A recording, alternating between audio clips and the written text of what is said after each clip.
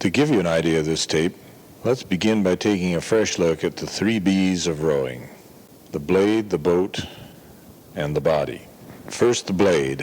What you see on the film is a demonstration of the action of the blade as it is used to propel the boat. First, we'll show a few repetitions of the catch done. You notice that the catch is begun with the blade very close to the water, and it actually is beginning its feather as it enters the water.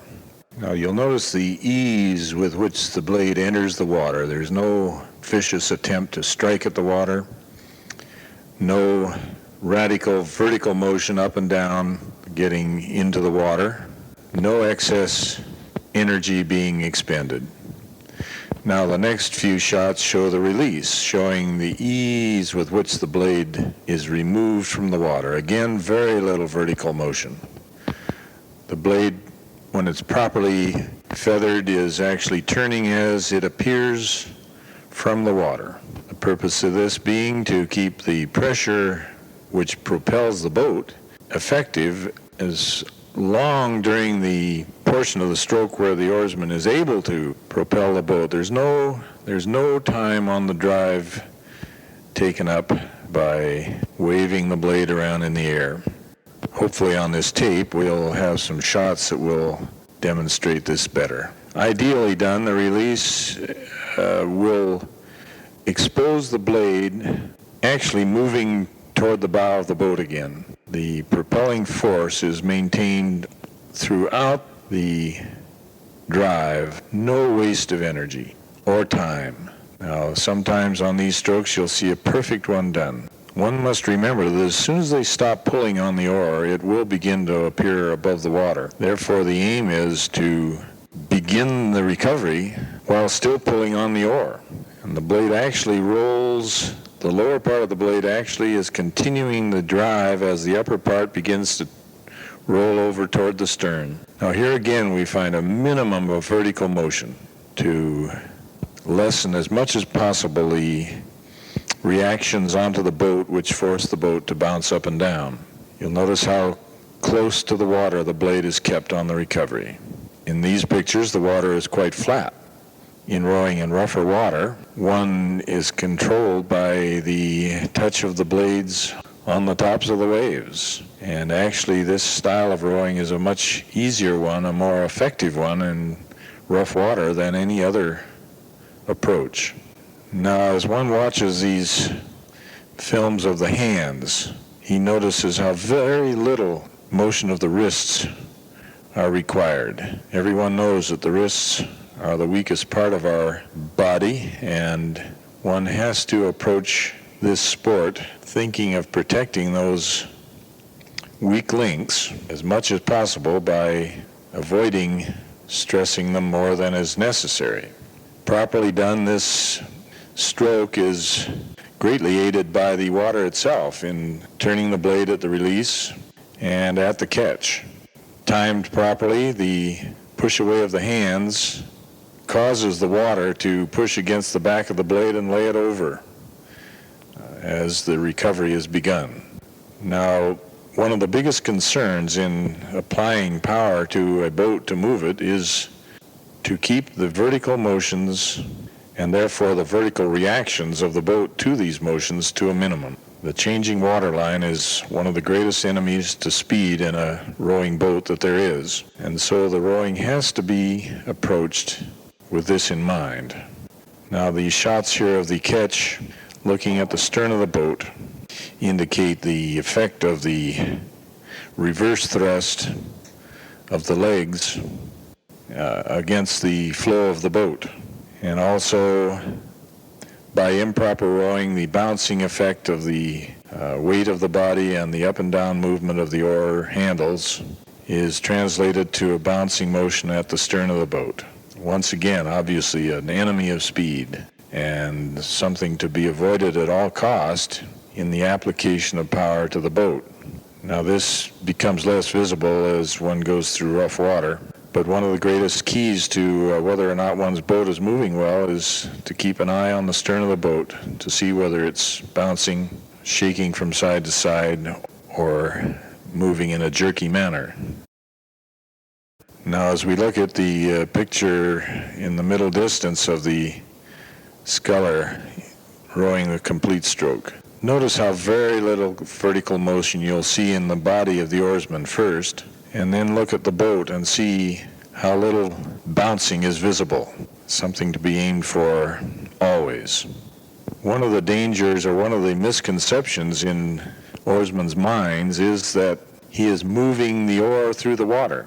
This is absolutely false. The ideal way to move a boat would be if one had a series of posts down the course, which one could tuck their oar blade behind each stroke so that the blade would not move relative to the water at all, and that the boat would have to move.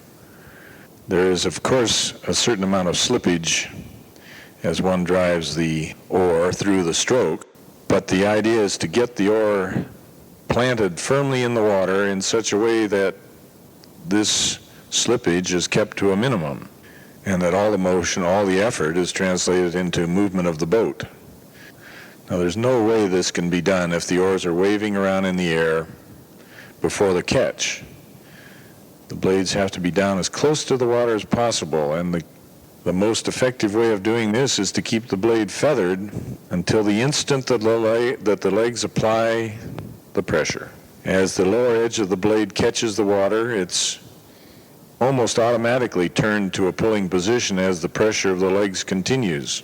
And there's been a minimum amount of vertical motion in the process. The common misconception of planting the blade in the water before driving on it with the legs is a very dangerous one. We'll turn the tape over now.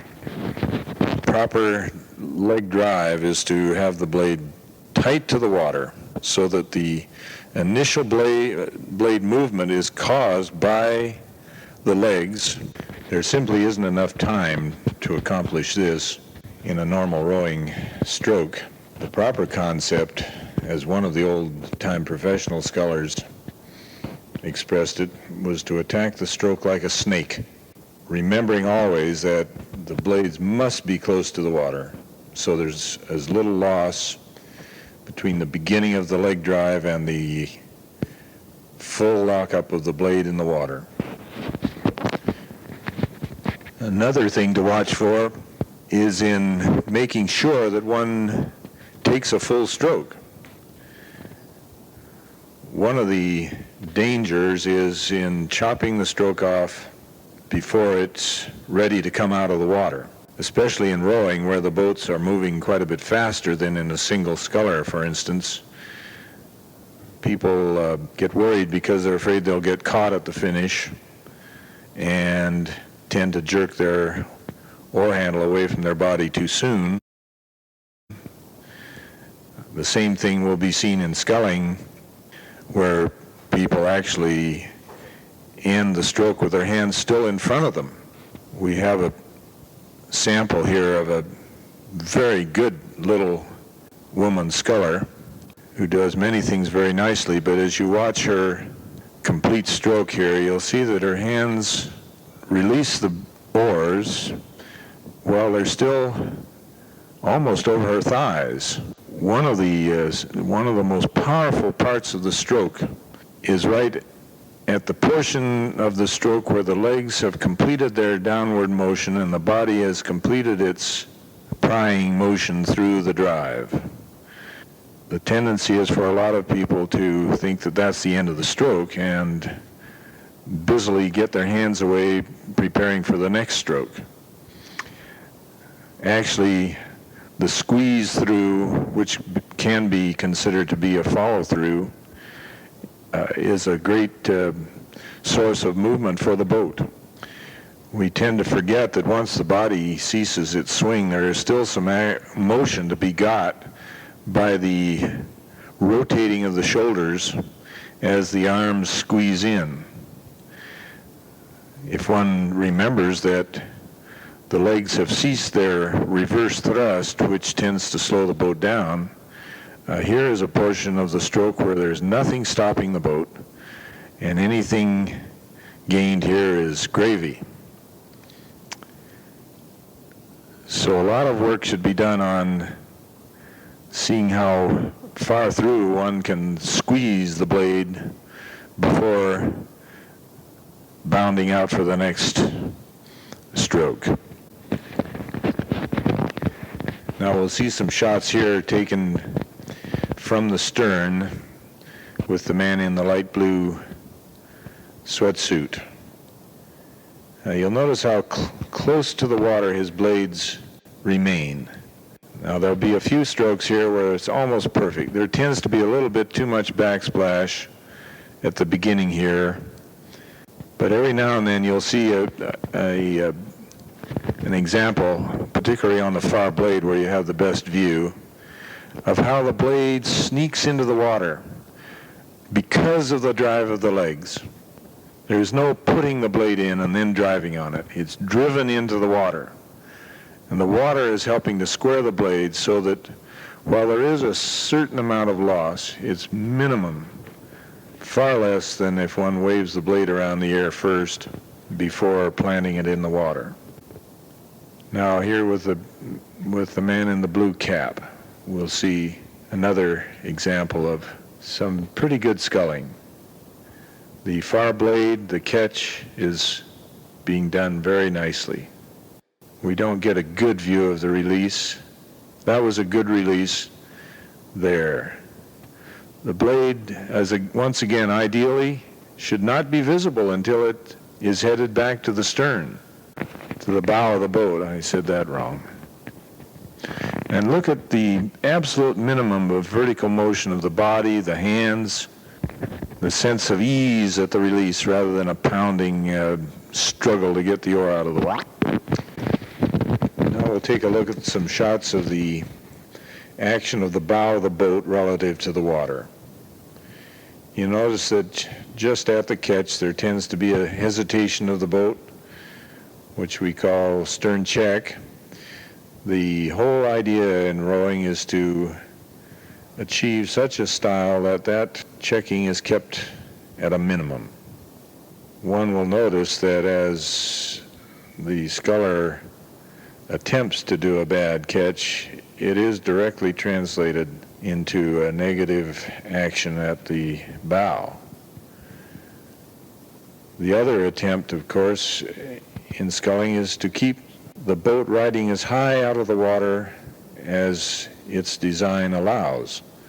The boat can be driven into the water by bad sculling or rowing, and all this does is make the work much harder, demand far more out of the oarsman than is rational. Now we'll take a few strokes demonstrating some of the bad things that people might do in sculling. Now first off, you'll notice that as soon as the legs go down, they're being let loose so that they tend to bounce back up again. So there's no connection between the stretcher on the one hand and the blade on the other. You'll also notice that the sculler is rocking back after his legs go flat, transmitting a great deal of vertical downward movement or force to the boat, guaranteeing that it'll bounce along, going slower and slower. It's still just as much work, but the boat can't move. This can be another demonstration here is shooting of the slide, where the legs press down, but there's no movement at the handles of the sculls, so all of that action is wasted. Another one where the oarsman is bucking over the oar, totally losing any of the action of the shoulders and arms at the end of the drive. Next, with the man in the white hat, we have a demonstration of how far the boat will move on a single stroke. We're also showing the proper height of the scull handles above the legs when the blades are at rest. If the rig is so high that your handles have to be above a hand's width above your thighs at rest, then something has to be done about it. If you rig too high, it may be a little easier for the amateur to scull in rough water, but It also makes it almost impossible to drive the blade effectively in the water. Now, as a demonstration of stability within the boat, we see the sequence of motions that occur as the drive ends.